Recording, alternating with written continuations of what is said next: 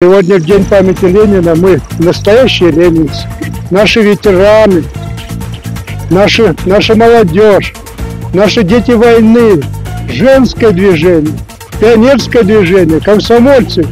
Это настоящие ленинцы, которые сегодня не просто помнят и отдают великую память великому вождю, человеку мира.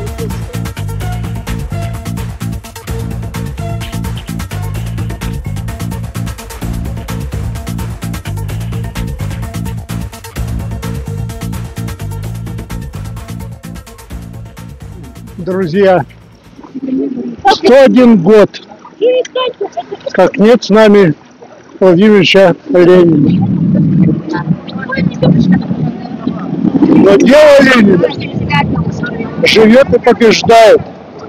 И сегодня по опросам всех независимых агентств, которые называют сегодня впереди выдающихся политиков, это Ленин и Сталин.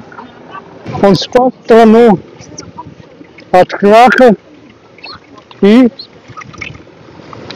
обеспечил государственность и суверенитет нашего государства. Великая победа была советской власти во главе с Владимировичем Лениным. Это борьба с беспризорностью. В 2020 году было 8 миллионов беспризорных. 8 миллионов. И каждый был обласкан, каждый был одет, каждый был накормлен и имел возможность учиться, жить в тепле, жить в доме, пусть это будет интернат, детский дом, получить образование. И многие из них стали выдающимися людьми, которые сражались и на фронтах Великой Отечественной войны. Владимир Ленин еще в сентябре, когда было временное правительство 1917 года, Владимир Ленин предложил и настаивал временному правительству принять меры к национализации производства, принять меры к организации экономической деятельности. Национализация банков, это было потом сделано, но еще тогда в сентябре, когда было временное правительство, они отказались. Это закончилось, конечно, крахом и Великой Октябрьской революцией. Сегодня в День памяти Ленина мы настоящие ленинцы, наши ветераны, наша молодежь, наши дети войны, женское движение, пионерское движение, комсомольцы. Это настоящие ленинцы, которые сегодня не просто помнят и отдают великую память великому вождю, человеку мира. После того, когда совершилась Великая Октябрьская социалистическая революция, многие страны Запада, капитализм, они начали какие-то вводить небольшие льготы. Значит, уже брали пример, когда Владимир Ленин, правительство советское, приняло вопрос о 8-часовом рабочем дне, а каждому работу. И на протяжении всей советской власти, а советская власть вообще-то была, к сожалению, была, она будет еще, социализм будет продолжен. И сегодня уже понятно, что другого пути нет. Как сказал Геннадий Андреевич, или фашизм, или социализм. Нужен социализм. Хотя на словах правительство и президент Российской Федерации говорят, капитализм зашел в тупик. По этому пути дальше нужны реформы и так далее. Но пока от слов не подошли к делу. Мы сегодня здесь находимся в условиях войны. Вот здесь мы, когда идут серьезные очень бои, практически Донбасс освобожден на 80%. Территория Донецкой области освобождена. Луганская область практически освобождена полностью. 5-10%, несколько населенных пунктов осталось. Сегодня с вами на пороге больших перемен. Страна другая, и она будет другой. Но как она пойдет, и Геннадий Андреевич на этом еще подчеркивает, как она пойдет. Или же даст тот застой, который был. Но прежде всего нужно обеспечить победу, безусловно. Сегодня все политические акции, наши митинги, наши протесты направлены прежде всего на решение вопроса военного времени, одержать победу. Дорогой ценой она дается. Мы сегодня должны окружить вниманием и заботой семьи наших героев, которые погибли. Окружить вниманием и поддержкой тех, кто получил ранения, тяжелые ранения, и сегодня находятся на лечении в госпиталях. Уважаемые друзья, мы склоняем голову над памятью Владимира Ильича Ленина. Но борьба продолжается. И мы неустанно будем бороться за то, что отдали наши революционеры, наши участники Великой Отечественной войны. И подготовка сегодня опроса показывает, чем вы гордитесь, даже среди молодежи.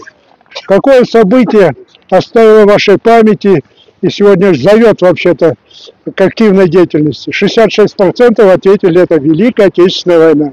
Сегодня приняты большие документы, в том числе по линии Центрального комитета партии, по подготовке к 80-летию победы советского народа над фашистской Германией и милитаристской Японией. Но в то же время, как же, неужели 80-летие победы будут праздновать на Красной площади, будет парад, и где задрапируют опять, драпировка закроет мавзолей Владимира Ильича Ленина?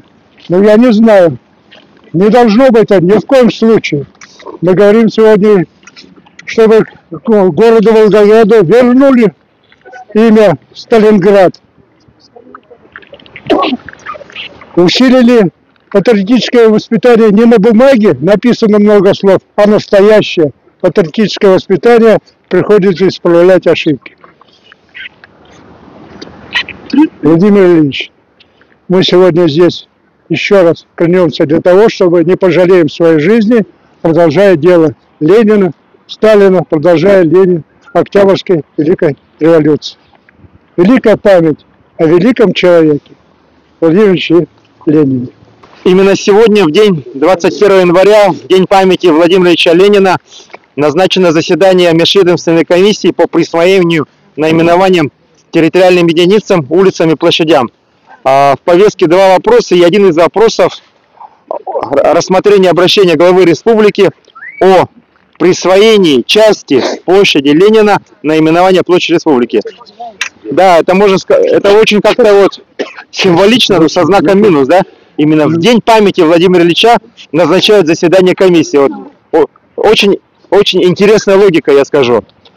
Я как депутат городской думы, как член комиссии, конечно, сегодня выражу позицию партии о недопустимости переименования площади Ленина в площадь республики. Доводы у нас есть. Нельзя. Именно Ленин стоял у истоков создания якутской автономии. И сейчас противопоставлять имя Ленина и имя республики, это, конечно, недопустимо. И, как уже сказал Виктор Николаевич, нам надо, товарищи, очень активно, когда будет запущено интернет-голосование, привлечь всех своих знакомых, друзей, близких, родственников, коллег и так далее, чтобы собрать максимальное количество голосов. А поддержка у нас в народе есть. Просто надо до них дойти, товарищи, чтобы каждый из ваших знакомых услышал об этом. Когда мы соберем не 1000 голосов, а сессия Якутской городской думы состоится 26 февраля, то есть у нас, товарищи, есть более чем 1 месяц, чтобы провести вот эту такую организационную работу. Если мы это сможем, то тогда наши доводы, нас, коммунистов, членов КПРФ с Александром Петровичем только 2. Есть коммунист России Владимир Шандыкевич Ю. Он тоже сказал, что будет выступать против присвоения площади республики. Получается, нас всего лишь 3 из 29. Я не знаю, как поведут себя депутаты из других фракций, не Единой России. Но будем разговаривать. Спасибо. Вот такая информация. Вот. В 1957 году решением депутатом Якутского горисполкома было присвоено имя площади. Она была Октябрьская. Площадь да площадь, центральная площадь называют. Присвоить имя Владимира Ильича Ленина в 1957 году. Депутаты, что это было законно. Как они сейчас собираются отменить это решение? Оно действовало в то время. Они имели на это право.